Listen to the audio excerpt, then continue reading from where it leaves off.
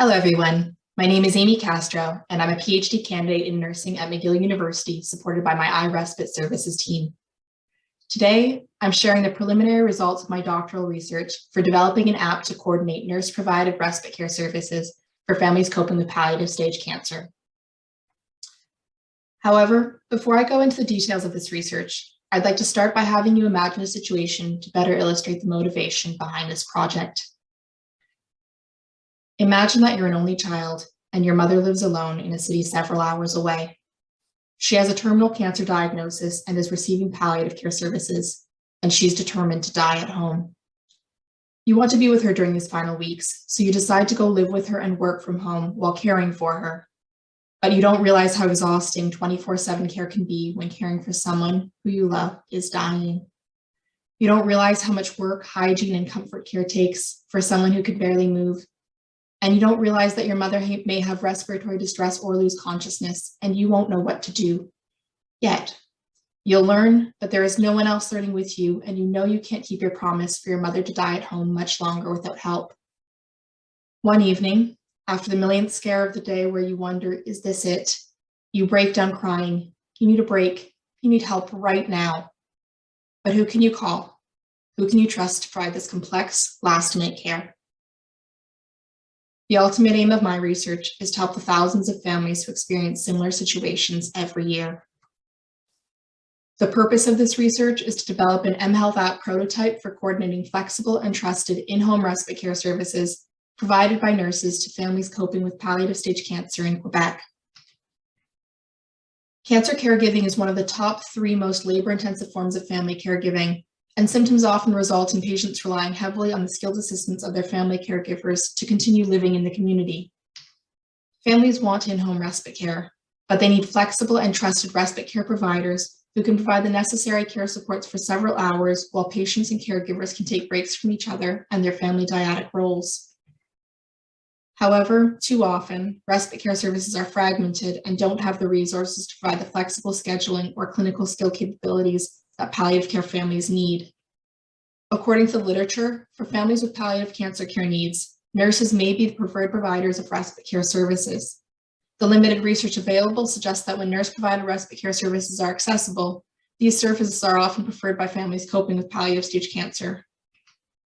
We think that the ubiquity and power of smartphone technologies could be used to collaboratively design an app to better coordinate nurse-provided respite care services for such families, allowing them to remain at home. To develop such an app with families and healthcare providers, we're recruiting participants from the following sites: the McGill University Health Centre, the Jewish General Hospital, the Palliative Home Care Society of Greater Montreal Agency, and the virtual professional networks of our research team.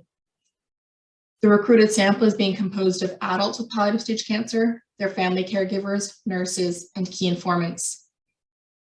This past winter, we recruited 5 key informants directly by email to form a transdisciplinary expert council to provide continued guidance on the study. We're also asking collaborators at our recruitment sites to distribute the bilingual study brief via their internal listservs, newsletters, and social media accounts. The study is taking place over 3 research phases: Phase 1, brainstorming; Phase 2, wireframing of several potential app designs; and Phase 3, usability testing. 30 participants will be needed for the Phase 1 individual interviews, and these same participants will be invited to participate in Phase 2 focus groups and interviews and Phase 3 usability testing. We're currently in Phase 1, and we've interviewed 6 nurses so far. Data collection is occurring entirely remotely using Teams, and all sessions are lasting between 60 to 90 minutes. And to design this prototype, we're conducting a user-centered design study guided by an adapted version of the Information Systems Research Framework. This methodology focuses on formative design over 3 iterative research cycles in blue, with 3 specific research phases in red. And further details have been published recently in JNER. The next few slides will present our preliminary iterative data analyses according to the 3 cycles of our research framework: the rigor, relevance, and design cycles. For the rigor cycle, I read key theoretical and best practices literature relating to the following concepts. Key respite and palliative care literature included the ARCH National Respite Care Guidelines and the Pan-Canadian Gold Standards for Home Palliative Care. mHealth literature sources included the Mobile App Rating Scale and the NLIGHT instrument. I used these key sources of literature to develop a preliminary deductive codebook for analyzing interview transcript data from the relevance cycle. Data collected from our expert council of 5 key informants and our sample of nurses, caregivers, and patients will be analyzed deductively using this codebook, as well as inductively, to identify respite care service and contextual implementation needs, and to create a list of potential app features that could address these needs. This list of app features will be iteratively developed as part of the design cycle. Our first expert council meeting was conducted in February as part of the relevance cycle. We recruited 5 different key stakeholders, including a social worker in palliative care, a computer scientist, and a palliative care physician. All key informants have expressed strong support for the proposed project, especially in regards to 1, the need for flexible and trusted in-home respite care for palliative care families, and 2, the value of our user-centered design methodology. We've also recruited 6 nurse participants so far. 3 are hospital-based oncology nurses, and 3 are palliative home care nurses, all based in Montreal, Canada, and the surrounding suburbs. In these interviews, we've identified several recurring themes. For respite care needs, there's a strong consensus among these 6 nurses that families need better respite care coordination support. This consensus helps to validate the need for our project. For implementation concerns, nurses highlighted the need for early and appropriate marketing of the app-based service to families and nurse providers. Nurses emphasized that common respite care challenges include that families are unaware of available services until their needs are too great, and then they need time to overcome feelings of guilt. In terms of financing, nurses highlighted that there will need to be public and private partnerships, and that the app will need cost transparency, sharing prices and fees upfront before app sign up. An unexpected theme for respite care provider hiring was that, unlike in the literature, nurse participants don't think a nurse needs to be the respite care provider for palliative oncology respite care. Home care aides or personal support workers can offer monitoring and surveillance. What's key is transparency about provider skill sets and ensuring that all providers have appropriate palliative care training. Relatedly, the app must manage families' expectations about what the services can actually provide to avoid family disappointment. Another unexpected theme for the app was that several of the nurses thought the app would actually be to provide an easy-to-navigate database of existing services, rather than just on-demand respite care that families could then connect with themselves. So based on these data, some of the potential app features we've identified include having separate sign-in dashboards for family caregivers, self-employed respite care contractors, such as nurses or personal support workers, and organizations, such as home care agencies.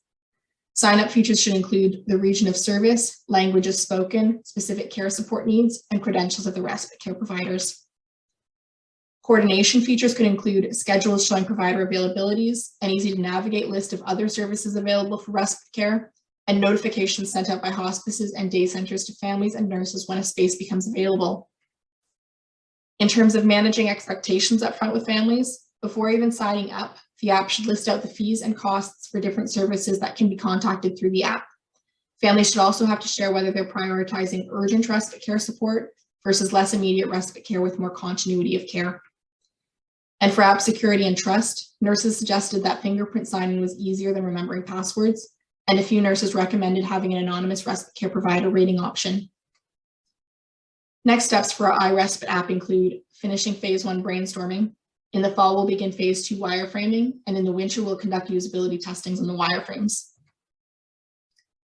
Our preliminary findings align with other research on the need for improved integrated coordination of community respite care in the palliative context. Leveraging the ubiquity and power of mHealth modalities, our transdisciplinary team is collaboratively working with nurse clinicians, informatics specialists, palliative care organizations, and families to construct a new app-based respite care platform together. Eventually, practicing nurses, other providers, and home care agencies could coordinate their services through an app based on this co-developed prototype. Such an app could facilitate death at home, which is where most patients wish to be. So I'm grateful for the ongoing support of my fantastic research team, and I'm also grateful for the generosity of these funding organizations, especially to ARC for their 2020 studentship. Thank you very much for having me. If you have any questions or comments, please reach out. We're still recruiting caregiver and nurse patient participants in Quebec as well. Thank you.